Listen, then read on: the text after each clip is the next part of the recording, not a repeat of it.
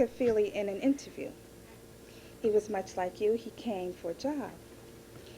And I asked him a few questions, and the responses he gave me were thoughtful.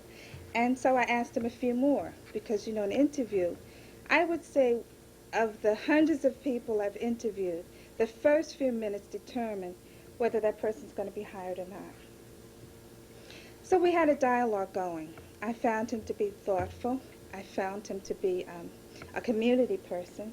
I found him to be somebody who was concerned about the environment, about young people, about the world in general. And I thought he would be an asset to the East Orange School District. I tried my best to get him at the Edmondson Center, and he knows that. But I must have been too glowing in my recommendations because somebody snatched him up, and he's at Ashland School now. The Jobs 100 program was fortunate enough to have Mr. Kafele last year, and he was so impressive that we had him for graduation. He brings a new message to you this year. I hope that you will learn from it, and I hope that you will go forward with it. I wish you good luck. I'm not going to belabor anything, and at this time I'd like to introduce Baruti Kafele.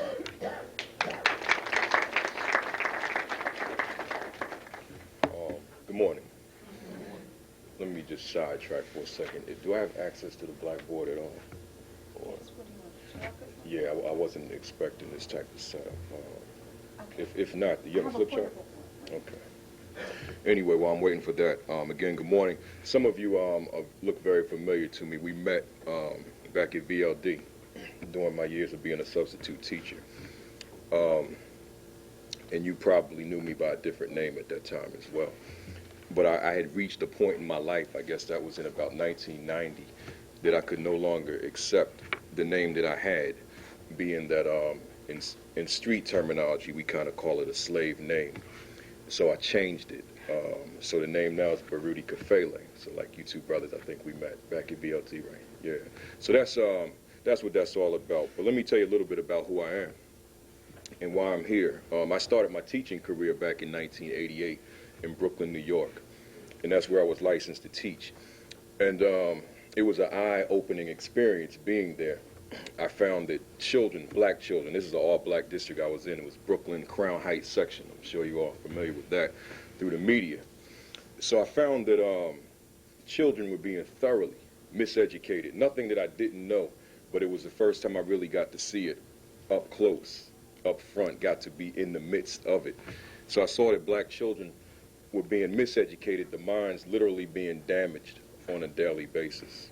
And I felt that something needed to be done about that. I saw that the materials that children were expected to learn from and teachers were expected to teach out of were old and outdated, distorted, and a lot of misinformation in there as well. I found that there were a lot of teachers in the building who didn't have the best interests of the children at heart.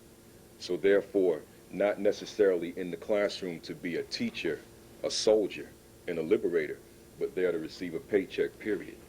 So I felt I needed to do something about that as well. But another problem that I experienced was that there was a severe lack of parental involvement in this whole process. So it's difficult to change it if you don't have the parent involved. So I decided that I was going to attack that problem the best way I could. One way was I wrote a book right after I left VLD. I think it was in 1990. It's called A Black Parent's Handbook to Educating Your Children Outside of the Classroom. And it's a book which deals with ways, strategies that parents can implement to assist in the educational process at home.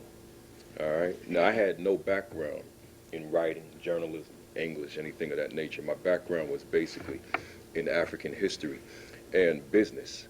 So I didn't know anything about writing, but I knew there was something that needed to be done. All right, so I went on and wrote the book. It became an overnight bestseller in the black books community, and it still is to this day. It's been out for about 3 years now. So what I'm basically getting at is that I'm here to talk a little bit about self-esteem and so forth, but I want to put it in the context of where we're going as a people, especially since I have such a large audience. I wouldn't want to have this opportunity without talking about where we need to be going in terms of being African people here in America. So we'll sort of merge that with the self-esteem piece. And then I'll open up the floor for questions, comments, and concerns. All right, now, since the board is not here, I'll just sort of improvise.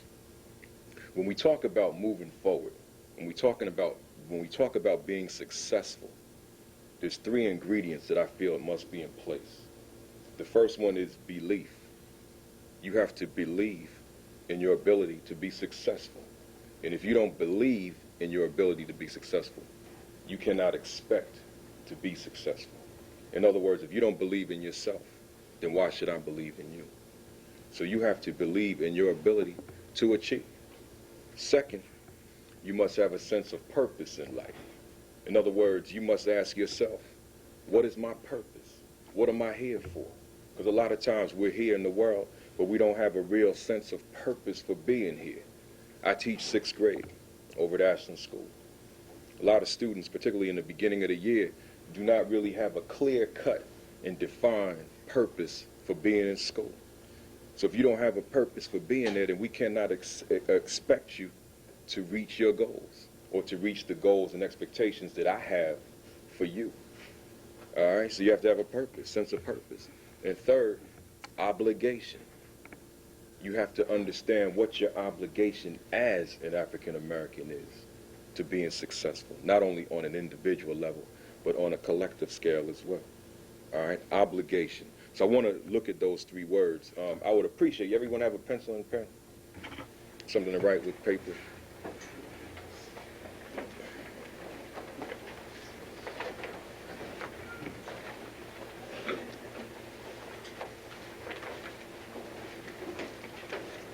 First word, again, I want you to write it down, belief.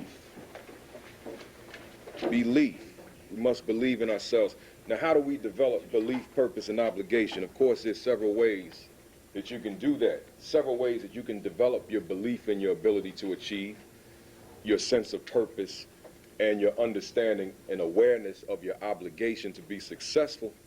But the way that I find is most successful in terms of where we're going as a people is through knowledge of self.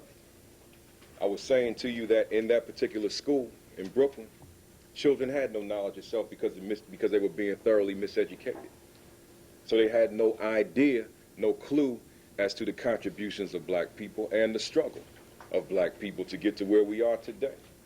But when you come into that knowledge, when you come into that history, when you begin to know who you are, it automatically starts to develop a sense of belief in your ability to become successful. Because now you know what our people have accomplished in the past.